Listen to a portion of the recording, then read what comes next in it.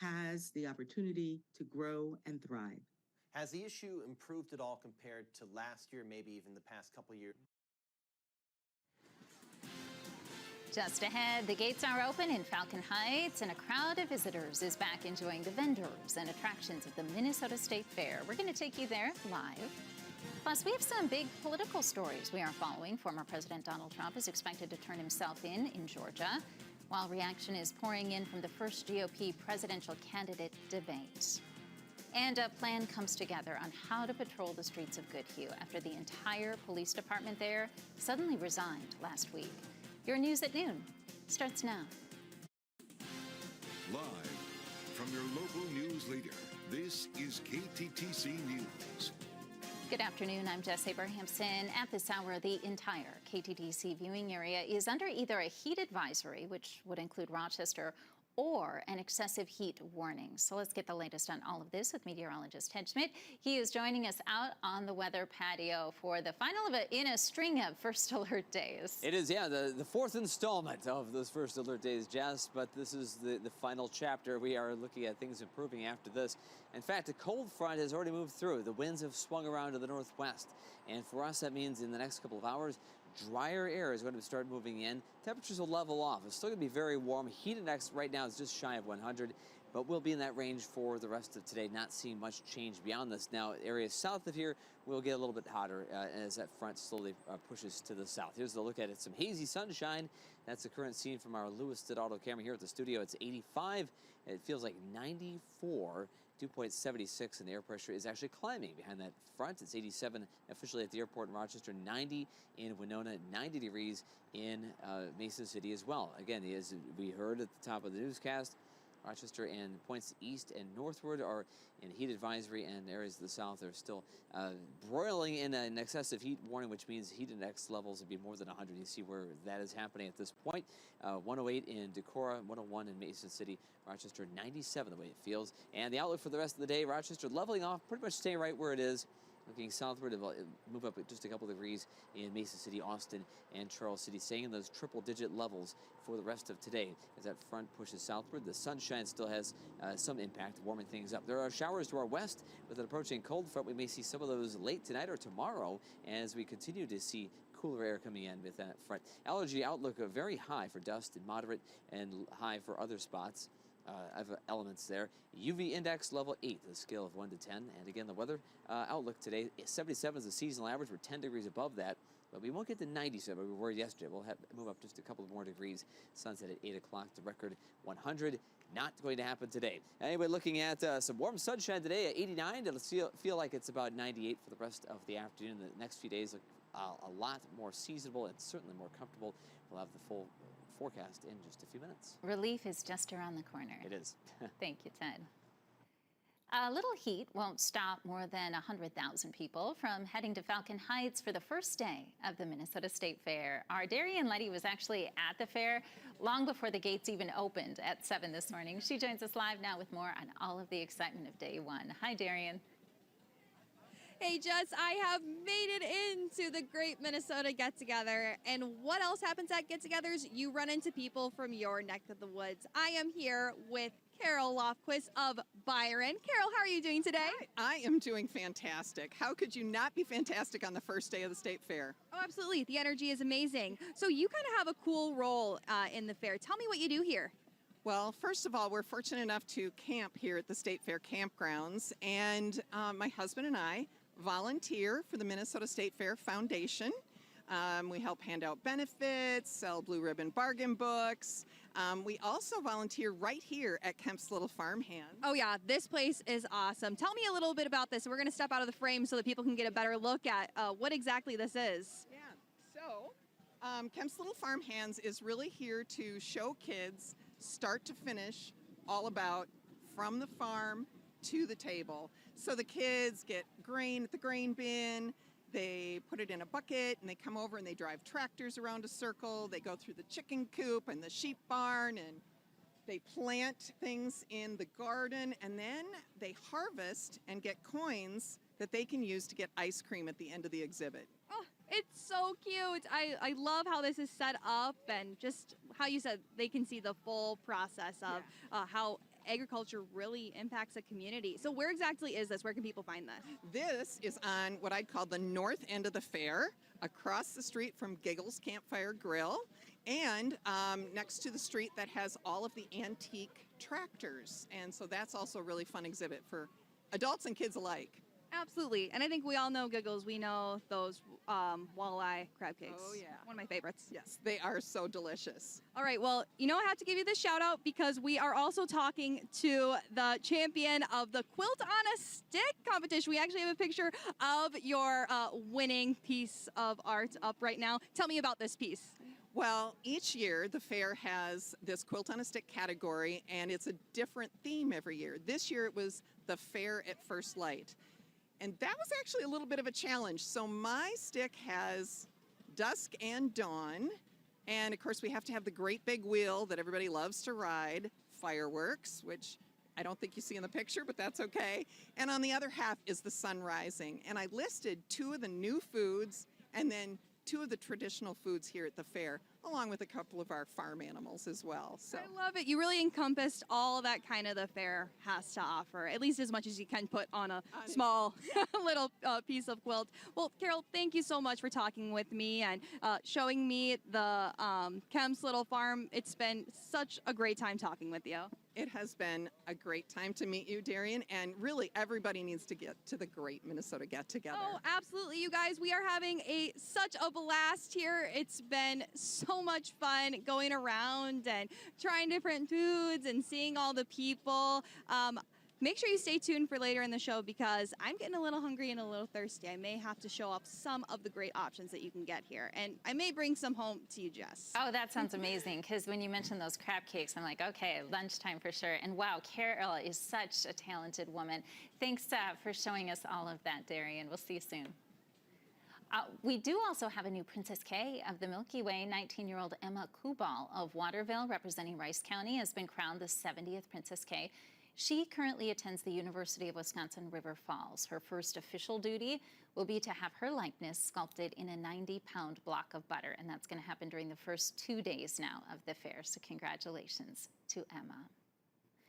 An update now on the policing situation in Goodhue. Deputies will be stepping in to help keep residents there safe. This, of course, coming after the entire police force turned in their badges 2 weeks ago, leaving the town without law enforcement, and many left wondering what comes next. A decision came at Wednesday's meeting. Mayor Ellen Anderson-Buck says the city will outsource law enforcement from the Goodhue County Sheriff's Office for the rest of this year. The sheriff assuring residents that change will be minimal. Moving forward, today I met with Police Chief Smith, and Joe and I went through inventory. We took care of all those things, making this transition as smooth as we can. So that was a good job done. We thank Josh for his service here to the Goodhue community, and we wished him well in his new position in Lake City. According to Sheriff Marty Kelly, this is the county's 5th contracted city, and he says the department is already stretched rather thin. KTTC has been digging deeper into policing needs in Minnesota. According to the State Board of Peace Officer Standards and Training, there are 205 vacant peace officer openings currently in the state. In our region, the site shows 25 open positions. The postings for our region show the most openings are for the Steele County Sheriff's Office. 10 people in a Rochester drug trafficking ring learned their fate in court, according to court documents. From September 2021 through February of last year, 41-year-old Jerry Lee Milliken led a large-scale trafficking ring throughout southeast Minnesota. He and 9 co-conspirators organized the delivery of meth from Kansas City to the Rochester area.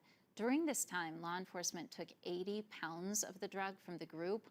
All 10 of the defendants pleaded guilty. Milliken will spend nearly 20 years in prison. The other 9 received sentences ranging from 2.5 years up to 15. The day after 8 Republican presidential candidates made their case that they should be president, attention now shifting to Atlanta, where former President Donald Trump, the current GOP frontrunner, is expected to surrender to Georgia authorities. Trump did not attend the GOP debate in Milwaukee, but his presence was felt. NBC's Bree Jackson has more from Atlanta. Former President Trump is preparing to turn himself in here at the Fulton County Jail later today, just one day before that deadline set by Georgia prosecutors and one day after the GOP debate. 8 Republican presidential candidates sparring on the debate stage with one goal in mind: convincing voters they should be the party's nominee. Now is not the time for on-the-job training. We don't need to bring in a rookie. Do you want incremental reform, which is what you're hearing about, or do you want revolution? We will send Joe Biden back to his basement, and we will reverse the decline of this country. Each person fighting to separate themselves on issues ranging from foreign policy to border security. Let's fire the 87,000 IRS agents and hire or double the number of Border Patrol agents. And the economy, and showing divisions over abortion restrictions. Let's find consensus. Can't we all agree that we should ban late-term abortions? Can't we all agree that we should encourage adoptions? I stand behind that we should not have a federal abortion ban. The GOP frontrunner, former President Trump, skipped the debates but remained a major part of the conversation. Whether or not you believe that the criminal charges are right or wrong, the conduct is beneath the office of President of the United States. I'm not going to support somebody who's been convicted of a serious felony or who is disqualified under our Constitution. The former president appearing in a pre-taped interview. If you're leading by 50, 60, I have one problem leading by 70 points, and I'm saying, why am I doing it? Trump making his case to 2024 voters while facing multiple indictments, including charges related to alleged efforts to overturn Georgia's 2020 election. And former President Trump's supporters are planning a protest at the Fulton County Courthouse later today. And the Fulton County Sheriff's Office says that it is planning to have a hard lockdown of this area surrounding the jail when the former president turns himself in. In Atlanta, Bree Jackson, NBC News.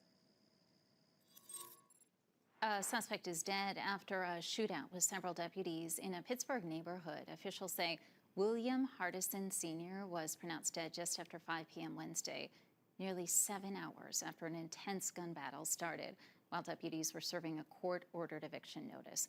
Witnesses say they heard hundreds of gunshots. One deputy was hurt while trying to take cover while the suspect was shooting. Officials say the suspect was given the opportunity to surrender, but those efforts were not successful. Multiple people are dead, several others hurt after a mass shooting at a Southern California bar. This happened Wednesday night at Cook's Corner Biker Bar in East Orange County, about an hour southeast of Los Angeles. Authorities say 4 people died on the scene, including the shooter. 6 others were taken to local hospitals. Officials say the man believed to have carried out the shooting is a former law enforcement officer who was targeting his wife. The Minnesota State Fair brings people from all walks of life, from all corners of the state together. We're going to hear from Governor Tim Walz about the significance of these 12 days for our state just ahead. This week's Hy-Vee hot deals are Colorado peaches. You never know who you may encounter at the Great Minnesota Get-Together. Perhaps the governor himself. Governor Tim Walz was at the gates just before the fair opened to fairgoers at 7 o'clock this morning. Our Tim Gorham met up with him.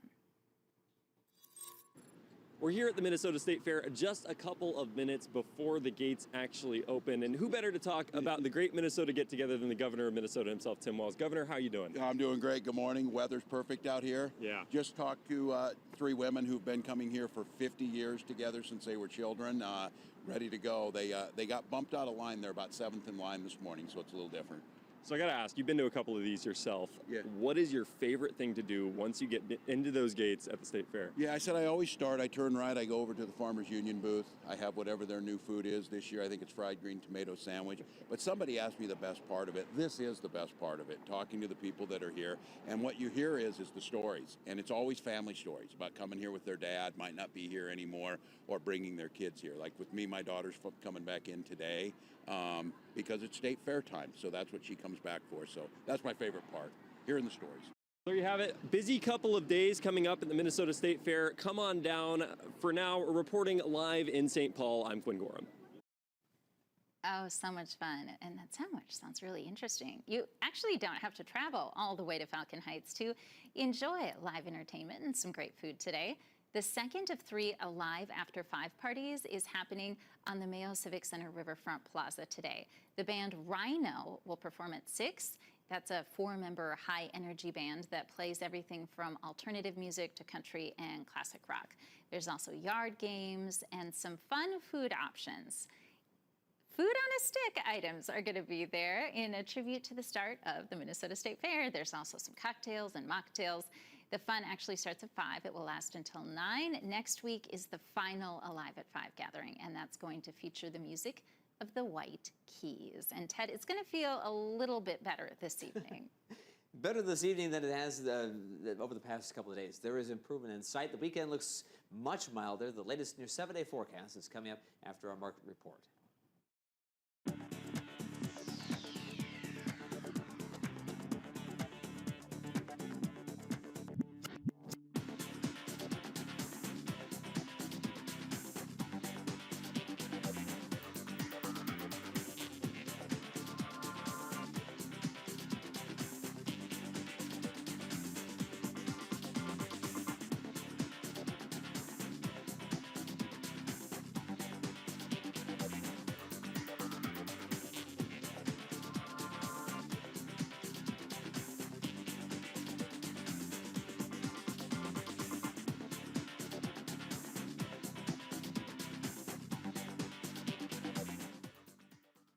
Missed part of our newscast? Your first alert weather with meteorologist Ted Schmidt.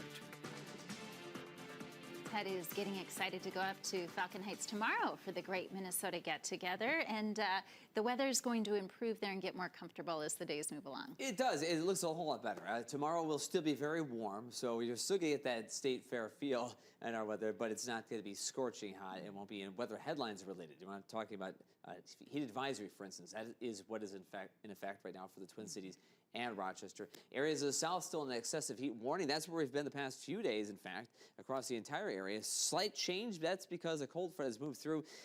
It's still very warm, but you may have noticed the winds have swung around to the northwest, and humidity is going to slowly begin to level off and then drop off as we move up throughout the afternoon. So some important improvements headed our way right now. Some sunshine, some haze outside as we look southward with our Lewis Donaldo camera from the studio. It's 87 officially in Rochester.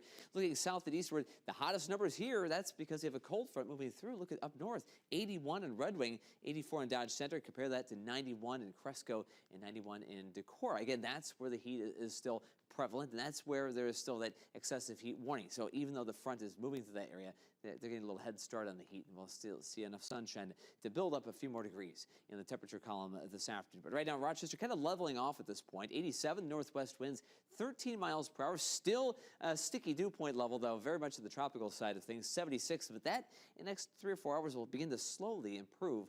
Air pressure is rising behind that front, 29.87. Right now, it feels like 97 in Rochester. That's actually matching yesterday's high temperature. That was actual air temperature yesterday. Today feels like 97, and I think that's where we'll spend most of the afternoon. The triple digits, mostly southward. Austin 100, 111 in Charles City, and 114 in Decorah. And so we look ahead at what's facing us the rest of today. Heat advisory. All of the orange counties, again, Rochester, Red Wing, Twin Cities, and everything south there. Included in that will be Albert Lee, Austin, Mason City, and that excessive heat warning with those triple-digit feels-like temperatures. And there are the numbers we're facing throughout the afternoon into the early evening. Rochester hovering around 98. The rest of the area around 100 to 110. Charles City around 115, perhaps, or close to it, until that cooler air really begins to assert itself here locally. Now looking at some sunshine across the map. One front has moved through. We're looking at energy northwest of us. A second front, one that will bring maybe even a rain chance with it, also ushering in much cooler weather for tomorrow and the weekend. But right now it's 96 in Waterloo, 92 in La Crosse, northward Bemidji, 71. We're going to have weather like that this weekend, believe it or not, 66 in Duluth. So we have some really mild days to look forward to. Hot, humid today, isolated showers, 80s tomorrow, not as many of those 90s, and then the weekend, 70s for the most part with less humidity and some very pleasant weekend weather. One of the best weekends you can imagine. Future track today, northwest winds ushering that slightly drier air. We're really going to feel the changes this evening and tonight as temperatures top out and then level off in the upper 80s and 90s and then drop to the 60s tonight. Right now looking at a cool northeast breeze, then clouds gather. A couple of isolated showers come in for the west of around 4 or 5 tomorrow morning. Chance of showers, a rumble of thunder through the mid-morning hours, then a slight chance of redeveloping storms in the afternoon. So a slightly unsettled day with occasional sun and showers. A cool breeze, daytime temperatures tomorrow in the 80s, and heading into Saturday, more of that north wind and more of that cool weather headed our way with 70s for highs. Rain chances mostly in the morning commute until mid-morning, then isolated showers until about 4 or 5 tomorrow afternoon. So rain chances will be around, not the entire time, but it is going to be definitely feeling cooler all around. Upper 80s to around 90 today, 60s tonight, and 80s tomorrow, so big changes from what we've had over the past few days. Heat index levels still greater than 95, though, today. 89, the high temperature, northwest winds around 15 miles per hour. Tonight, a diminishing breeze for the northeast, partly cloudy, 68 overnight. And tomorrow, a brief shower, rumble of thunder in the morning, then maybe a slight chance of redeveloping showers during the afternoon with some sunshine, 85, light northwest winds. It'll be 87 tomorrow in Mason City, 86 in Red Wing, and Dodge Center 84. 7-day forecast after we have the 80s, we have 70s, and the next week mostly 70s, and a fair amount of sunshine. Still a couple of much-needed doses of rain here and there, so that's a good thing as well. But the weekend looks fantastic, Jess. From intense summer heat to even a taste of fall on that outlook there. That is why we live where we live, isn't it? To have the variety, but also of some of that just fantastic late summer weather. We'd hate for you to run out of things to talk about. Thank you, Ted. Just ahead, Japan is at the center of attention today for releasing water from the Fukushima nuclear plant into the ocean. We're going to take you there next.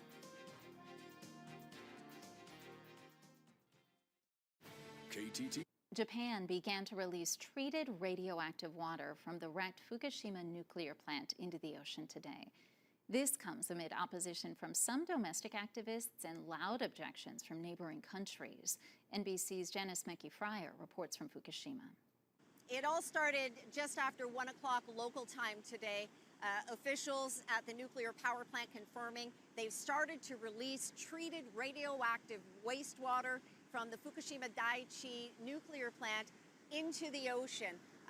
They're pumping it through a tunnel that extends about a half-mile out from the coast, 40 feet underwater. They diluted this treated wastewater before the process began. This is the nuclear plant that was ruined in the 2011 earthquake and tsunami here. It triggered a triple meltdown.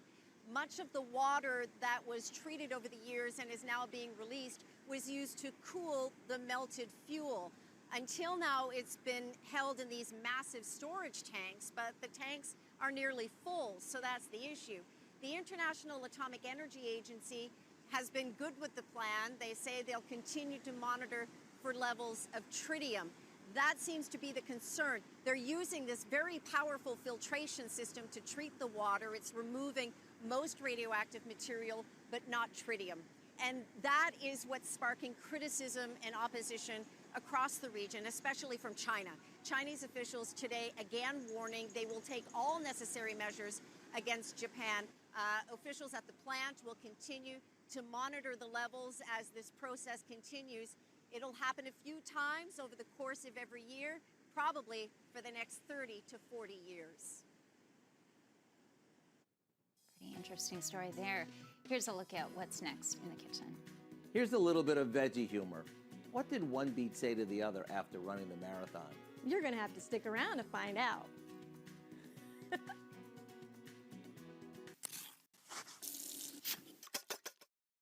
Here's one for you.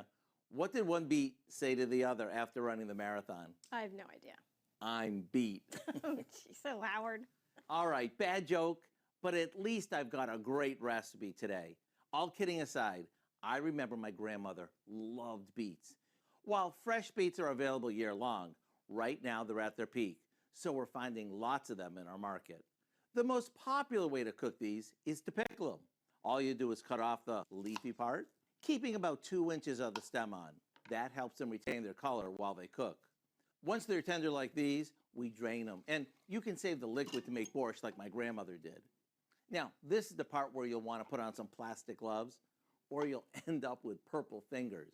We trim the ends, and with our fingers, we sort of slip the skins off. Then we slice them, and back into the pot they go, along with some water, sugar, apple cider vinegar, and a bit of salt. We'll let them boil for a couple more minutes. And even with your gloves on, if you get any beet juice on your hands, like I always seem to, scrub them with a mixture of salt and warm water, and you're good to go. You can add these to your salad, serve them next to a sandwich, or eat them as is. To get the recipe for our Amish pickled beets, all you have to do is visit our website. I'm Howard with Kelly in the Mr. Food Test Kitchen, where today we found Unbeatable way. for you to say, "Oh, it's so good." Tasty, huh?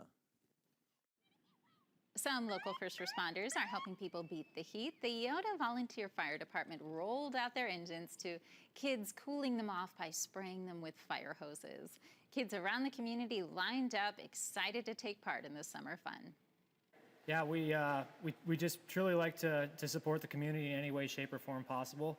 And we know that the kids are not going to probably come outside today unless they get wet or get in a swimming pool, and not everyone's fortunate enough to have a swimming pool. So we'll bring the swimming pool to them. A creative way to spread a little joy during a time of extreme heat. Ted, just loving that story today. Yeah, it's very kind of them to do that. They'd be thoughtful to do something like that, and I'm sure the kids just loved it. It looked like from the footage we saw there, they were having a great time with that on a very hot day. And today, another very warm one. I will say this right now: there's a nice breeze developing. That is happening behind a cold front that moved through the area just a few hours ago. Now, with that happening, we're not going to see immediate sharp drop-off in temperatures, but we are seeing temperatures slowly level off, and that means the rest of the afternoon won't be all that much hotter than it is right now. Here's the current scene from our Lewis Didaldo camera at the studio. A fair amount of haze, that extra humidity in the atmosphere, extra that moisture laid in there. But dew point 76, it's now 85 here at the studio. The feels like temperature 94. That is definitely very warm and steamy. Air pressure is rising in the wake of that cold front.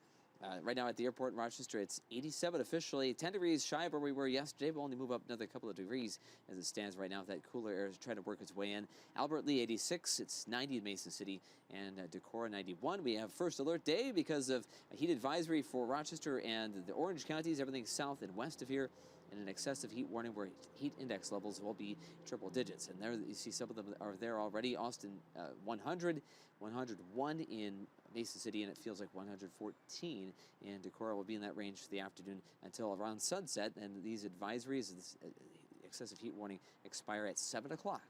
A high of 89 today with that kind of gusty northwest breeze. Humidity will slowly drop off by this evening. Temperatures tonight in the 60s instead of 70s, and tomorrow will be actually fairly comfortable. Ted's Trivia.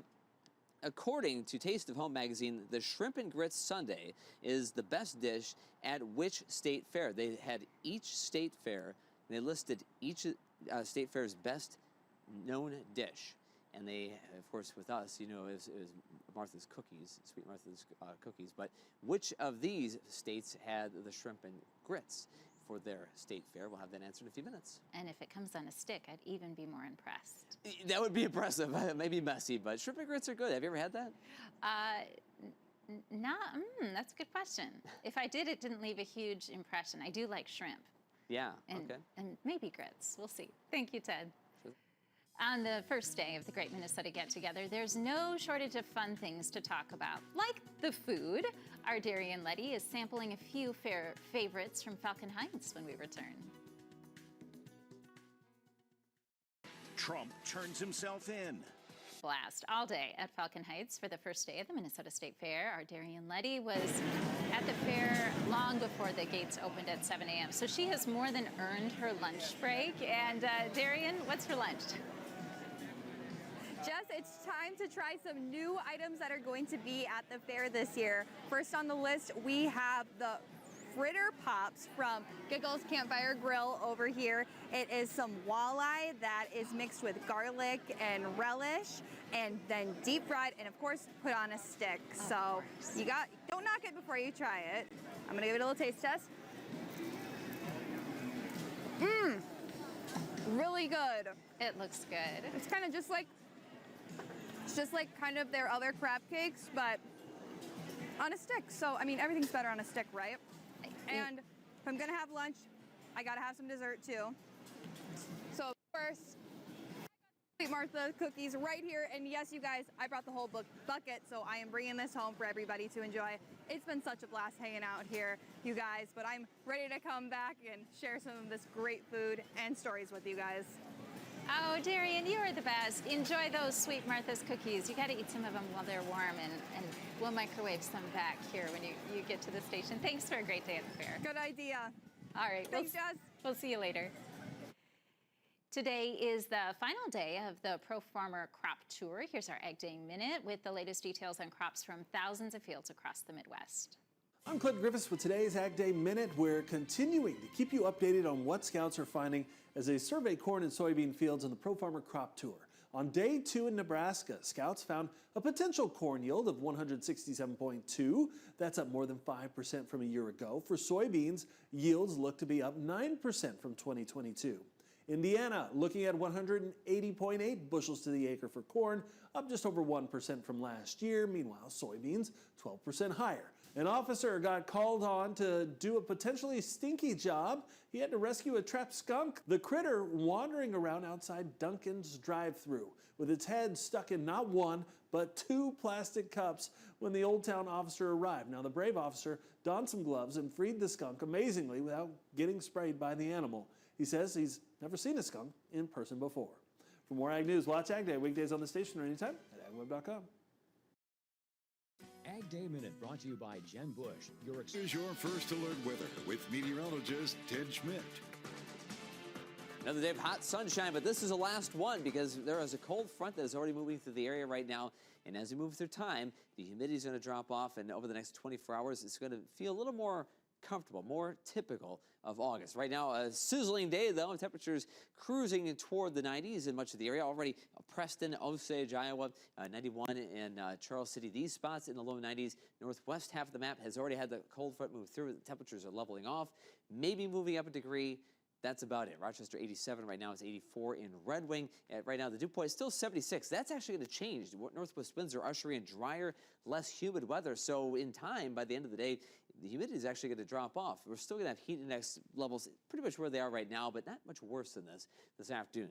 What we're right now focusing on is Decorah, where it's 114, or it feels like it, 107 in Osage. But again, as that front pushes south and eastward, things are going to stay where they are. Heat advisory for our orange counties, included in that is Rochester and Twin Cities.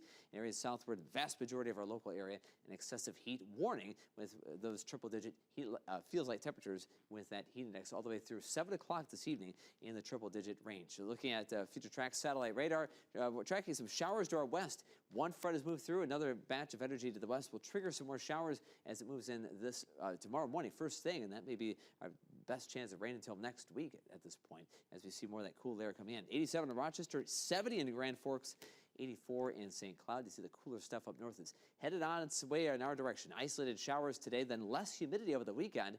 Future track today, comfortable northwest breeze, still very hot, but that wind is kind of stirring the air a little bit as we move through tonight. Clouds begin to gather after midnight. First thing tomorrow morning around 4:30, 5 o'clock, showers, maybe rumble of thunder for a couple of hours until about 9 o'clock. Slight chance of a redeveloping shower around 2 or 3 until about 5 o'clock tomorrow afternoon. So chances of rain tomorrow with that comfortable breeze, less humidity, and more 80s tomorrow than 90s. 89 today, some spots in the 90s already, with heat index levels around triple digits, if not maybe a little lower than that here in Rochester. Tonight's partly cloudy, 68. And tomorrow, sunshine, a stray shower or thunderstorm in the morning, then a slight chance of redeveloping activity in the afternoon, light northwest breeze, and certainly less humidity in the air. 70s this weekend for high temperatures, and then a chance of showers maybe early Monday of next week, with temperatures comfortable throughout the upcoming week. Not bad for this time of the year. Ted's trivia.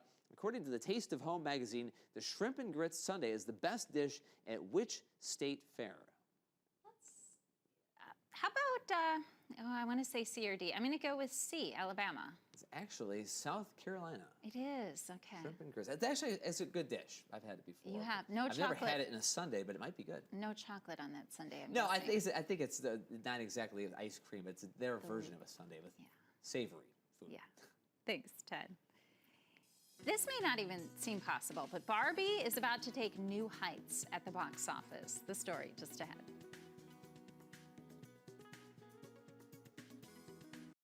KTTC. Biggest acquisitions in fast food history, the Subway sandwich chain now has a new owner. After 6 months of looking for a buyer, Subway has been purchased by the private equity firm Rourke Capital. This move ends the chain's near 6-decade run as a family-owned business. Rourke Investments in a number of large restaurant chains has those investments, including Arby's, Buffalo Wild Wings, and Sonic. Terms of the deal were not disclosed. However, the Wall Street Journal is reporting the purchase price was around $9.6 billion. Market insiders say Rourke will have to make some big changes to Subway locations and menu to improve sales and profitability.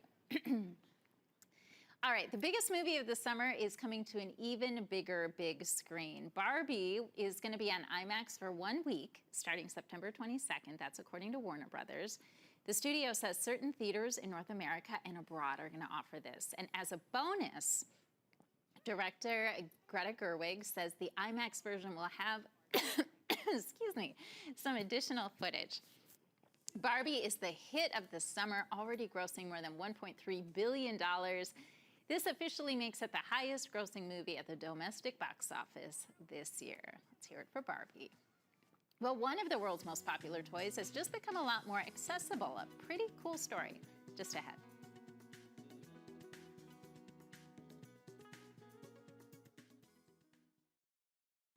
Lego is selling Braille bricks to the public for the first time. The company says these special bricks have studs that correspond to the numbers and letters in the Braille system.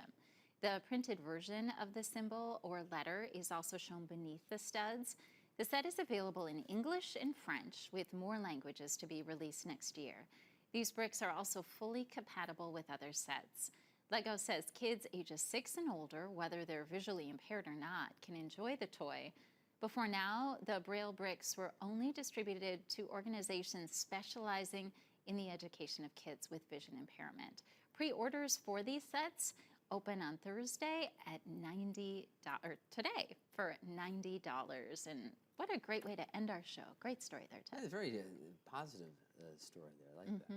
I do too.